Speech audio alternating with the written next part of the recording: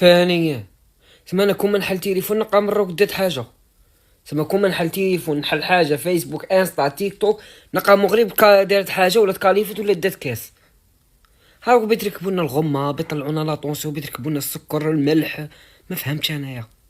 قم ديالك نجي والله. خسروا شوية. ما قضبت فيكم عين، ما قضبت فيكم شعوذة، ما قضبت فيكم السحور، ما قضبت فيكم الميزيرية. خسروا شوية.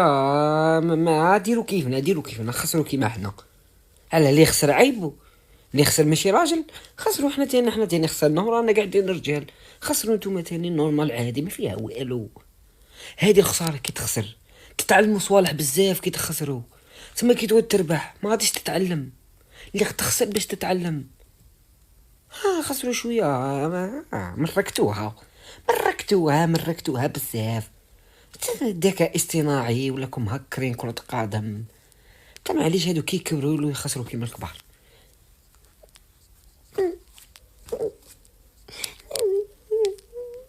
منتخب المغرب تحت 17 سنة يفوز ببطولة شمال أفريقيا.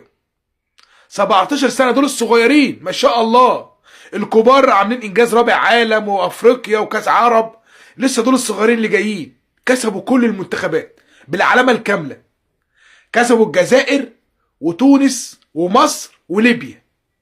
ما حدش عارف يتعادل معاهم حتى. المغرب مبروك ومبروك البطولة. والمغرب يا جماعه تشهد نهضه كرويه. ما حدش يقول لي كولاسه وكولاسه ايه في 17 سنه يعني. بقول لك ما حدش عارف يتعادل معاهم حتى. ما فيش حد عارف يتعادل معاهم. مبروك المغرب والشعب المغربي. كده المغرب بتفوز على الكل، مفيش حد احسن من حد. المغرب تفوز على ليبيا 3-1، وكده المغرب تبقى فازت على تونس 2-0، فازت على الجزائر 3-0، فازت على مصر 1-1، وفازت على ليبيا 3-1. يبقى الجزائر هي اللي خدت الحظ الأكبر من الهزيمة 3-0، هي اللي خبطت جامد.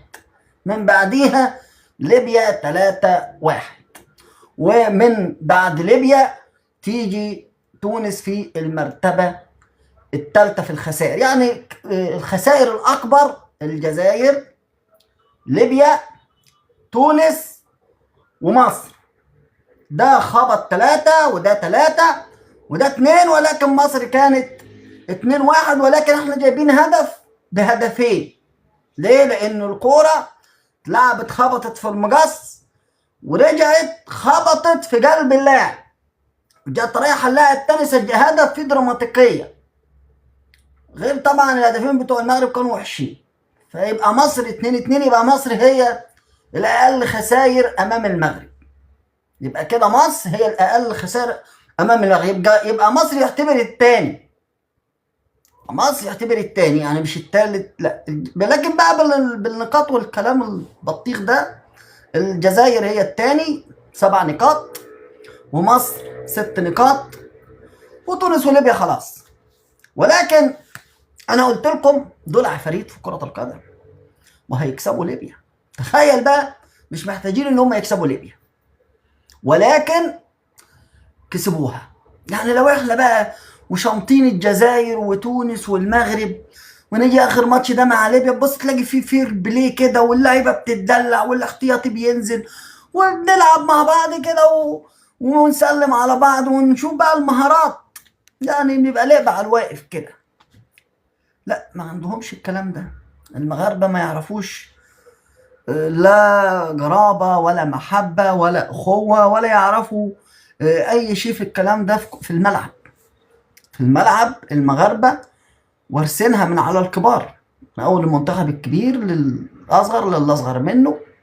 في أرض الملعب هو كأنه يعرفك ولا كأنه يعرفك. والله اللي جيك بتستقبل أهداف يفضل يديك لما الحكم يصفر تروح تقول للحكم انهي الماتش، زي ما واحد من اخواتنا عمل.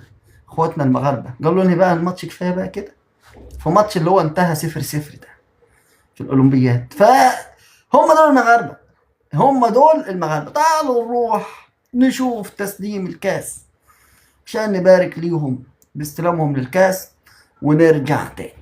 يلا نسمع ونيجي نعمل لهم فيديو برضه، لازم نحتفل معاهم عشان ما يقولش الاهلاوي بيزعل. لما ما بزعلش، نحتفل معاهم برضه ولادنا، ما ينفعش. يلا نشوف العفاريت وهم بياخدوا الكاس ونرجع. احسبوا معايا عافاكم. المغرب شحال دا من كاس هاد العام. نوض مرقات سيب المغرب دا تيتر، تدخل فيسبوك سيب المغرب دا تيتر، تدخل انستغرام تويت تدخل دا تيتر. بسم الله ما شاء الله، خدمه كبيره يتنخدم، قابضينها طول وعرض، قابضينها كاع واش كاين. قولوا لي شحال من تدور العام. السلام عليكم.